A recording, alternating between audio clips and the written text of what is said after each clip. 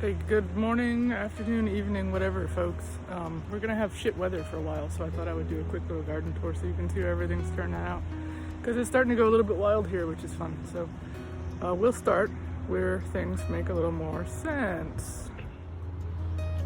Here we are in the tomato bed. First of all, we have added these little arches that the tomatoes are gonna be trained up on. I'm gonna run another cattle panel along this line here of tomatoes so they can go up that. These are going to be the shorter varieties, so it should be fine that they won't have quite as much room to go up. We've put some calendula down here, some little clover for ground cover. This is like clover I meant to plant versus the randomized clover that's popping up everywhere as a weed. Lettuce has come up in some places. I've planted it around the bases of the tomatoes just because I didn't really want to waste the space while I waited for the tomatoes. So there's lettuce there. This guy was starting to lay over, so I put a stick on him for a few days until I can get the other cattle panel up. Basil is coming up nicely.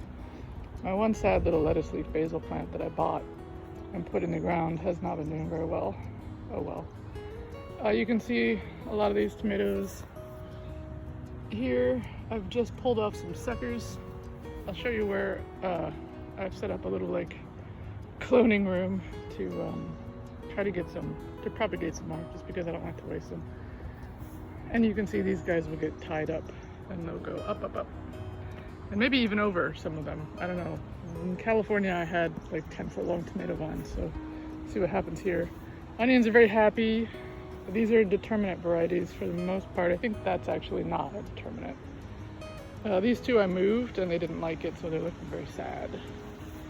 It's okay though, they're the less exciting varieties, and I think that's a green zebra, and I have two of those, so no big deal. But overall, my tomatoes are looking very happy, which is impressive because it rains a lot here. And usually humidity plus rain is bad for tomatoes, so you can see like on most of them, I'm trimming off the bottom. Actually, here's a sucker coming up. And this is an indeterminate. This is the other green zebra, so I'm pulling those off because I don't want it to spend its time on those. Like, when the leaves touch the ground like this, they get a lot of moisture splashed up on them and they start to get diseased. This plant is actually doing really well.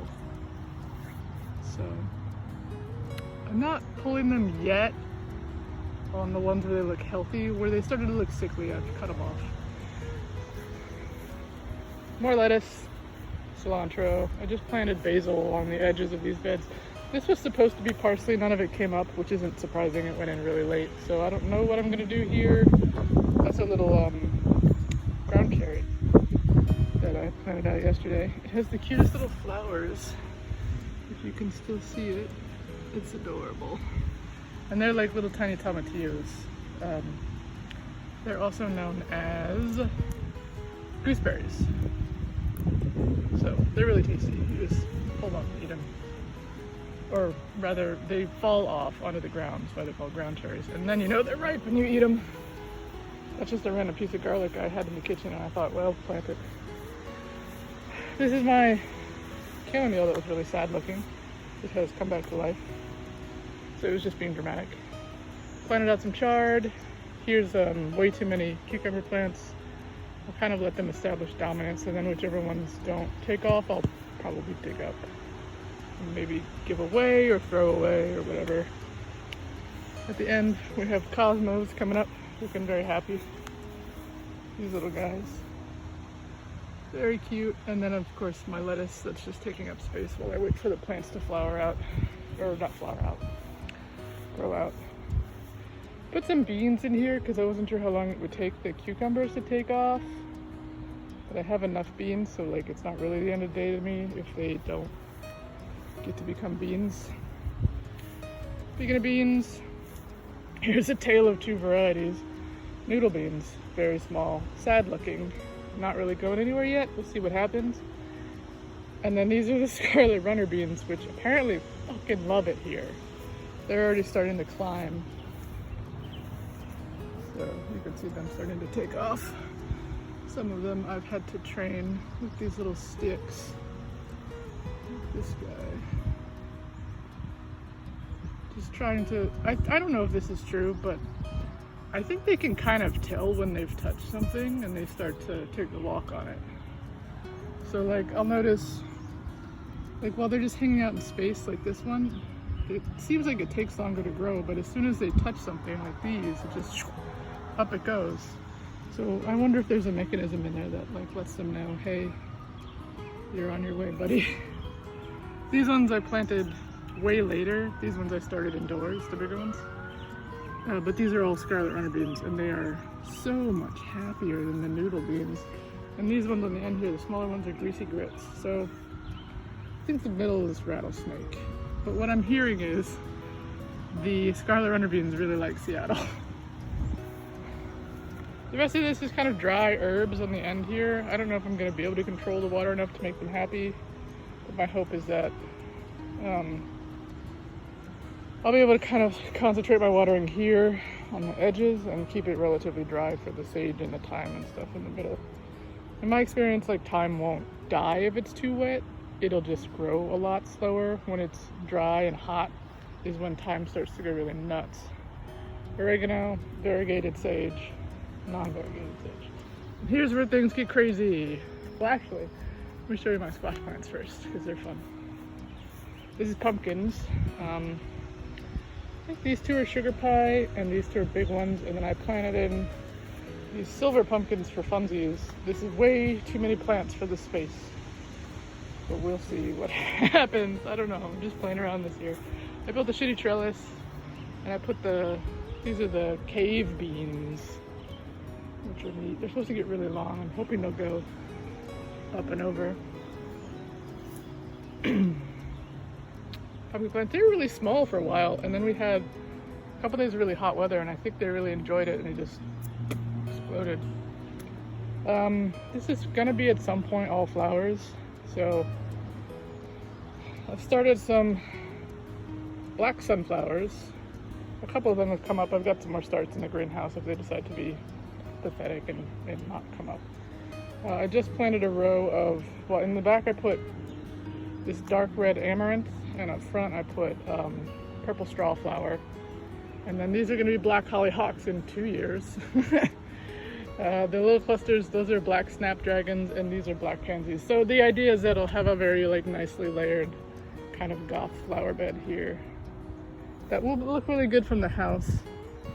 And in the back, if you can see these tiny little shoots, the other day I planted bloody butcher corn, which has dark burgundy, like really intense looking corns, so that'll be fun. Anyway, so here's where it gets nuts. This was all arugula. I pulled it all out last night and made a shit ton of arugula pesto because it was bolting and I didn't want to lose it all. This is bok choy that needs to get eaten soon. It's a purple variety, it's really tasty. And then this is 2 kinds of kale, though you can't really tell because they're both very similar. So this is dazzling blue. I guess you can see. You can see the purplish veins in it. So these are obviously very young leaves. And I planted it a little bit late for kale. And then this is dino kale. Yeah. So you can see some of the leaves are starting to look like the sort you'd see in the grocery store with the crinkliness. A weed. I think this is, no, this is a weed. I was like, man, a mystery bean. Anyway, so I've got a ton of baby kale I can eat. I'm gonna let it keep going for a while, although I probably should thin it out soon. They're planted really closely because I wanted to harvest some baby kale and still let the big plants take hold. Because kale is very nearly a perennial here. I think it is a perennial here because it doesn't get hot enough in the summer to really kill it off. And apparently it tastes better when it grows under really cold conditions, so it'll keep kaling well into the winter. I've seen kale plants in Seattle that are like the size of rose bushes. They're fucking enormous. These are little bachelor's buttons flowers. These are tatsoi that are very happy. And I have been doing the cut and come again method on them where you just clip the big leaves on the outer edges. Tastes a lot like bok choy. It sautés down really nicely as an Asian green. Did it last night with, or not last night, 2 nights ago with garlic, ginger, and a little bit of soy sauce and some sesame seeds at the end. It was really nice. This was spinach that bolted, so I had to pull it all out. We got a little bit off of it, but it was starting to get a little bitter, so I don't know if it's worth eating. I planted some more just to see if I could get some baby spinach before the summer gets too warm for it, but spinach apparently, if it cracks like 85, will just be a little bitch and go straight to seed. So that's what it did. What else did I plant? I just planted, some more beets, some stripy beets. I threw in some more radishes because they only take a week or a month to come up. I'm letting this handful of radishes go to seed because I want to eat the pods. I want to see if they're any good. The radishes themselves taste like garbage right now. They're woody as hell. It got too hot and they all started freaking out, but they're pretty huge. But they'll start throwing up stalks and going to seed soon, which will be fun. Carrots, carrots, carrots, carrots, carrots, turnips, which are taking their sweet time turning into nips. But you can see they're starting to come up a bit. Whoops. See if I can actually do this. Come on. There we go. You can see the purple tops starting to appear. They're probably planted a little bit too closely to really bulb up for me, so I may have to harvest some greens out of this pretty soon. The problem is, as you may have noticed, focus, I have a lot of greens to choose from right now. So apparently this soil is pretty nitrogen rich. It's having a good old time throwing up greens. Most of which are edible. I don't know about the carrot tops, but I also don't care to try. Don't need to. Two kinds of beets here. This is Early Wonder, just a generic variety I got from Home Depot.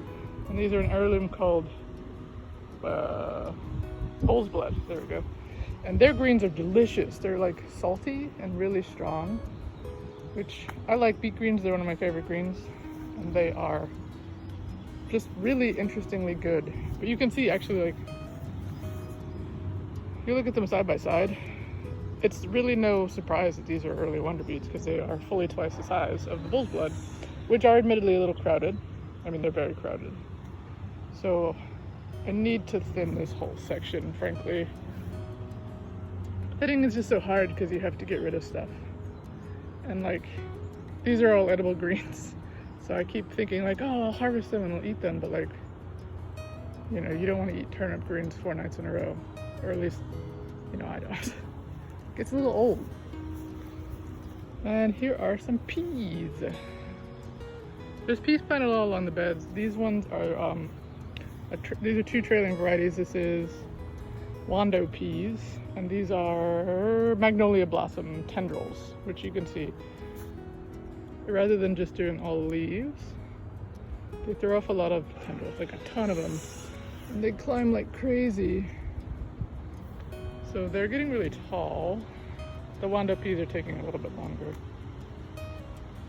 They all have this speckling, which worried me, but everything on the internet seems to suggest that that's just what peas look like, so I'm not gonna freak out about it. And these are all Kelvedon, or Kelvedon, I don't know how to say it. It's a British pea, but they don't get very tall, so I haven't trellised them. And I think they're not gonna get too much taller than this. They're doing a good job of holding hands to kind of stay afloat. What is this? I don't know, a weed. But they're also starting to throw off some flowers. So we should have peas on these pretty soon, which is fun. Hopefully. I mean, I think pollination is okay down here because I've seen, I picked off a little baby tomato off one of my plants earlier because I think they're too young to fruit. So like there is some amount of pollination going on down here. They're pretty little flowers though, pea flowers, I like them. Yeah, so soon we should have peas. And that's the state of the garden. So